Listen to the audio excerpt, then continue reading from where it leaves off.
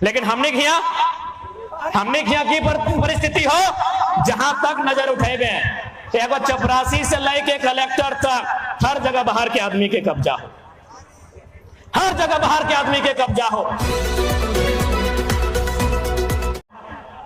तो सोच सकल है कि आज ये राज्य कैसे विकास करते।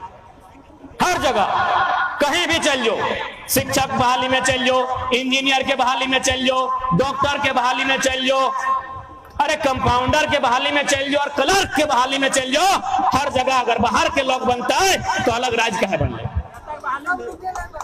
अलग राज्य के निर्माण कहे खातिर बने।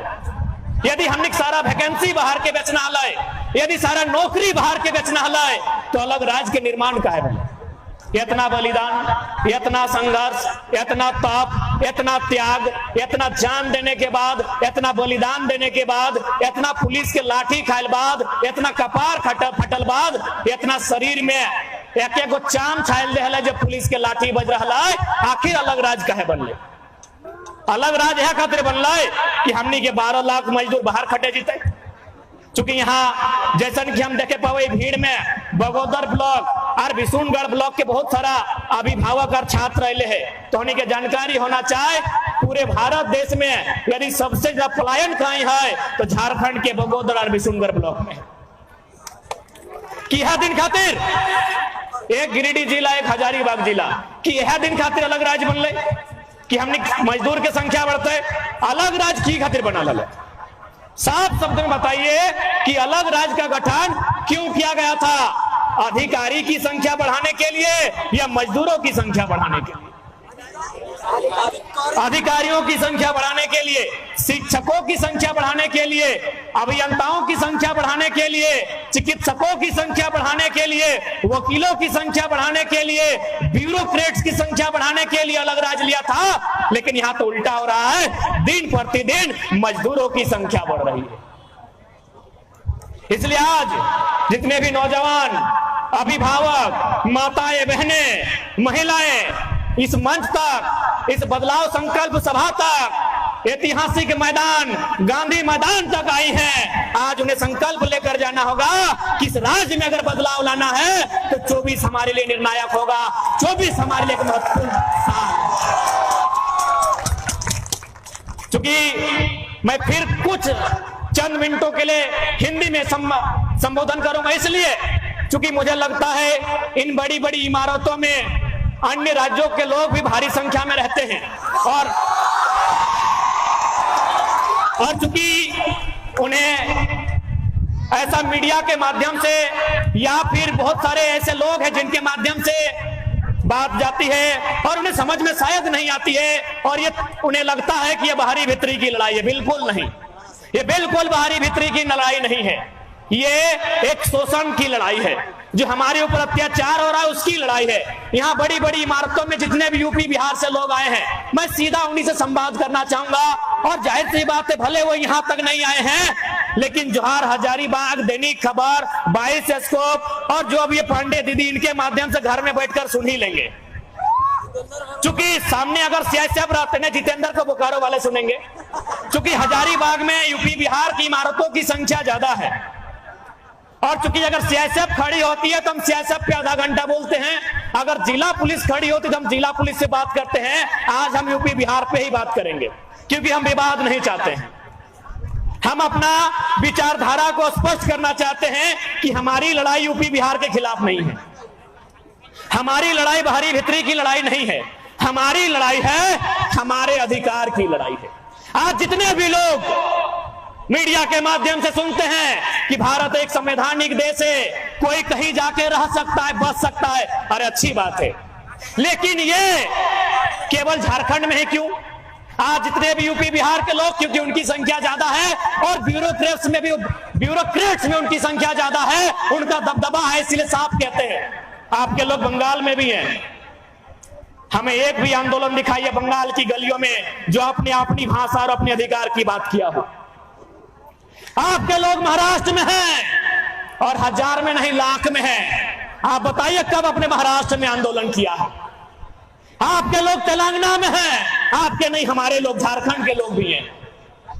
तेलंगाना में है, तमिलनाडु में है, केरल में है, गुजरात में है, कर्नाटक में है, महाराष्ट्र में है, चंडीगढ़ में है, दिल्ली में है, आंध्र प्रदेश में है, सभी राज्यों में है। बताइए, मैं आज लोकतंत्र के चौथे स्तंभ के माध्यम से, क्योंकि ये लड़ाई बाहरी भीतरी की नहीं है, ये लड़ाई विभाजन की नहीं है, ये लड़ाई मानवता की है, ये लड़ाई रोटी के अधिकार की है। मेरे जितने भी यूपी बिहार के भाइयों जिनको ये लगता है, बताइए बाकी राज्यों में आपका क्या स्टैंड है, बाकी राज्यों में आपका क्या अधिकार है? अरे उतना छोड़िए, हजारीबाग के सांसद और सांसद के बाप भी बिहार के हैं, बिहार के ही है ना। हाल फिलहाल बड़का गांव गए थे और जयंत सिन्हा बगल में बेटा खड़ा था, जयंत सिन्हा जी के बगल में उनका बेटा खड़ा था और क्या बोला पता है? इस पुल का निर्माण हम नहीं कर पाए, मेरा बेटा करेगा। बप्पो सांसद, जयंतो सांसद, अगर बेटू अब सांसद के तैयारी में। मैं पुनः रिपीट करूंगा, मेरे जितने यूपी बिहार के भाई जो आज यहाँ डोमिनेट कर रहे हैं, जो आज शासन से प्रशासन में यहाँ अपना प्रभुत्व बना के रखे हैं, अपना वर्चस्व बना के रखे हैं, आपके लोग महाराष्ट्र में भी है, एक मुखिया नहीं है आपका वहां, एक वार्ड पार्षद नहीं है आपका वहां, ये झारखंड है। एक तो उल्टा आपको झोली भर के रहने दिए, ठिकाना दिए और आज हम पे आंख दिखा के बात करते हैं कि भारत में कोई कहीं है। तो बताइए महाराष्ट्र में आपका कितना विधायक है? बताइए पश्चिम बंगाल में आपका कितना एमपी है? पश्चिम बंगाल में आपका कितना एमपी है? बताइए। दिल्ली का बात मत कीजिए, दिल्ली राज्य नहीं है, दिल्ली राज्य नहीं है, दिल्ली की बात नहीं करेंगे। तमिलनाडु में आपका कितना विधायक है? तेलंगाना में आपका कितना विधायक है? झारखंड में गिना देते हैं। जयंत सिन्हा विधायक का एमपी गिना रहे हैं, जयंत सिन्हा, संजय सेठ, सुनील सिंह, बीडी राम, पीएन सिंह, निशिकांत दुबे, कितना गिनाएंगे, कितना गिनाएंगे? तो इसलिए हम स्वीकार करते हैं, मैं खासकर मैं बिहार के तमाम जो भी लोग जिस पद पर हैं, मैं आपको बड़ा भाई मानता हूं। संवैधानिक दृष्टिकोण से आप हमारे बड़े भाई हैं, क्योंकि इसी भारत के संविधान के तहत हम लोग आपसे अलग राज लिए हैं। और ये मेरा संदेश क्योंकि लोग बिहारी झारखंडी करते हैं, मैं लोकतंत्र के चौथे स्तंभ के माध्यम से, क्योंकि याद रखिएगा झारखंड के बाद इससे बड़े बड़े दबंग नेता आएंगे। इस छोटी सी आयु में इतने सरल तरीकों से बात रखने वाला बेटा बहुत कम आएगा। मैं तमाम बिहार के भाइयों को संदेश दूंगा, मैं तमाम बिहार के भाइयों तक ये संदेश दूंगा, हम मानते हैं आप हमारा बड़ा भाई हैं। अभी गांव में शादी का सीजन है, अगर किसी भाई का विवाह होता है 5 साल बाद उसको अधिकार अलग दिया जाता है, चूल्हा अलग दिया जाता है। यस या नो? हमरो भाई के बिहार भाई गेलो नेता ना दिए पार लियो, माफी चाहो कि हमें घर ना हलियो। अगर भाई का, चूंकि शादी का दिन है, भाई को शादी दिया, 2 महीना 6 महीना बाद चूल्हा अलग मिल गया, कुछ साल बाद उसको खेत अलग मिला, मिला कि नहीं मिला? तो यदि उसको चूल्हा अलग मिला तो क्या बड़ा भाई का यह कर्तव्य बनता है कि छोटे भाई का चूल्हा में जाके अपना भोजन पकाएगा? नहीं बनता है। क्या बड़ा भाई का कर्तव्य बनता है कि छोटे भाई को हिस्सा में जो खेत मिला है उसमें जबरदस्ती फसल लगाएगा? यह संदेश बिहार के भाइयों के लिए, सीधा संदेश, कोई डर भय नहीं, लॉजिकली संदेश, ये सीधा संदेश मेरे बिहार के भाइयों के लिए है।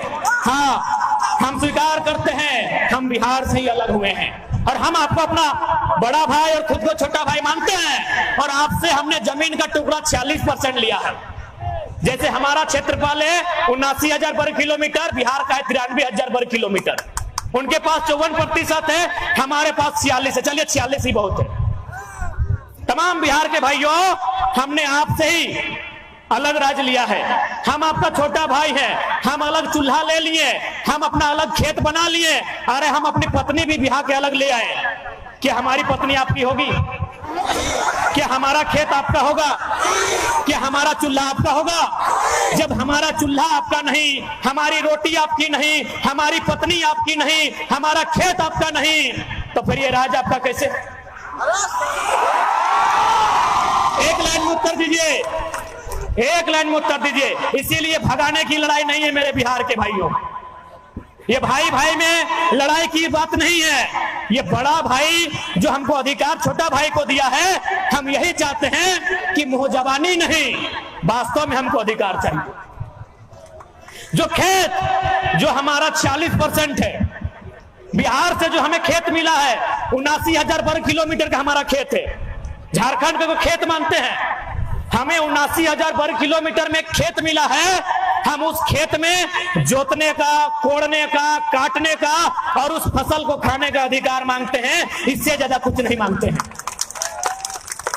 इसीलिए भरम मत फैलाएं, इसीलिए किसी भी प्रकार का कोई भरम नहीं फैलाएं कि यहां बाहरी भीतरी कर रहे हैं। आप आए हैं, बड़ा भाई को जिस प्रकार एक छोटा भाई अधिकार देता है, यदि मान के चलिए हमारी लुगाई छोटे भाई की पत्नी अगर अपने मायके से ऐसा पिठा लेके आई तो बड़ा भाई को जरूर 2-4 को देती है। तो ठीक उसी प्रकार हमारे यहाँ कंपनी है, आपको 25% की बात कर रहे हैं, जिसको लेना है लीजिए। हमारे यहाँ जो सरकार की नौकरियां हैं, हम 10% खुला रख रहे हैं, जिसको लेना है लीजिए। बिहारी को लेना है, बंगाली को लेना है लीजिए। हम यहाँ जो प्रशासनिक, जिसमें हमारे प्रशासन पुलिस के बड़े अधिकारी बनते हैं, जेपीएससी, हम वहां भी कह रहे हैं 75% दो, वहां भी 25% खुला रख रहे हैं। अरे बड़ा भाई को दे रहे हैं, नियम से देंगे ना। अब पत्नी हमारी, ससुराल हमारा, और 10 को अगर ऐसा रोटी मिला तो 5 को देंगे क्या? 5 को देंगे क्या?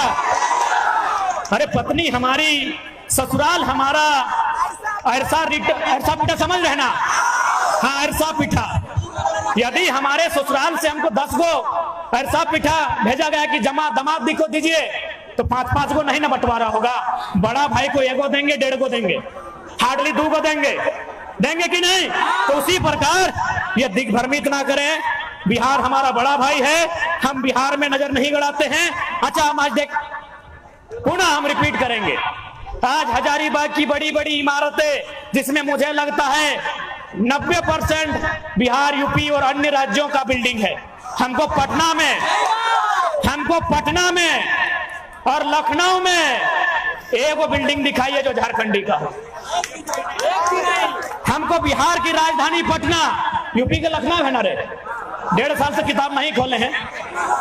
हम यूपी की राजधानी लखनऊ, बिहार की राजधानी पटना और पश्चिम बंगाल की राजधानी कलकत्ता, हम देखना चाहते हैं कि झारखंडियों का कितना बड़ा फ्लैट है नहीं ना है? तो ये अन्याय क्यों हमारे साथ ये अन्याय क्यों मेरे भाइयों? जब हमारे लोग महाराष्ट्र में स्थापित नहीं हो पाए हैं, हमारे लोग तमिलनाडु में स्थापित नहीं हो पाए हैं, हमारे लोग पटना में, कलकत्ता में स्थापित नहीं हो पाए हैं, तो फिर बाकी लोग यहाँ स्थापित होना क्यों चाहते हैं? क्यों भाई? ये अन्याय है कि नहीं है? ये सरासर अन्याय है। ये सरासर एक इंसान के अधिकार को छीनने का अन्याय है। इसलिए आज मैं मीडिया के माध्यम से यहाँ जितने लोग जैसा देख पा रहे हैं, कई हजार की संख्या में लोग जुटे हैं, मैं उनके माध्यम से आज इस विवाद का अंत चाहता हूं। ये लड़ाई बाहरी भीतरी की नहीं है, झारखंड हमारा है और इस पर पहला अधिकार हमें मिले, यहाँ की नौकरियों में पहला अधिकार हमें मिले, यहाँ के हर सुख सुविधा में पहला अधिकार हमें मिले, बस ये इसकी लड़ाई है। मैं आपको बताना चाहूंगा, तमिलनाडु, मास्टर साहब नीचे बैठे हैं, दादा पत्रकारिता में है, सिकंदर दा, इन लोग के पास बहुत अच्छी जानकारी होगी। तमिलनाडु में ग्रुप डी का फॉर्म नहीं भरते तमिलनाडु वाले। तमिलनाडु के जो मूल निवासी हैं ग्रुप डी का फॉर्म नहीं भरते हैं, बोलता है हम लोग को जरूरत ही नहीं है, मेरा स्टेट इतना डेवलपमेंट है। तो ठीक उसी प्रकार यदि कोई बढ़िया राजनेता यदि इस राजधानी को संभाले, यदि बढ़िया ब्यूरोक्रेट्स इन दफ्तरों को संभाले, तो झारखंड में इतनी खनिज संपदा है कि हम लोग खुद इस्तेहार देंगे कि 3rd और 4th ग्रेड में 50% बंगाल, बिहार, यूपी को दे दिया, आइए और नौकरी कीजिए। आपको जानकारी होना चाहिए मेरे साथियों, जैसा मुझे सूचना मिला है, तमिलनाडु में जो रेलवे का DEF लेवल का होता है, वो फॉर्म नहीं भरते हैं, क्योंकि वो स्टेट डेवलपमेंट स्टेट है, GDP देने वाला स्टेट है, वहां रोजगार का साधन है। तो सोच सकते हैं जब तमिलनाडु इतना डेवलपमेंट है, यदि झारखंड में अच्छी पॉलिसी बन जाए तो झारखंड स्वर्ग से वास्तव में सुंदर होगा। इस बात की पूरी गारंटी है।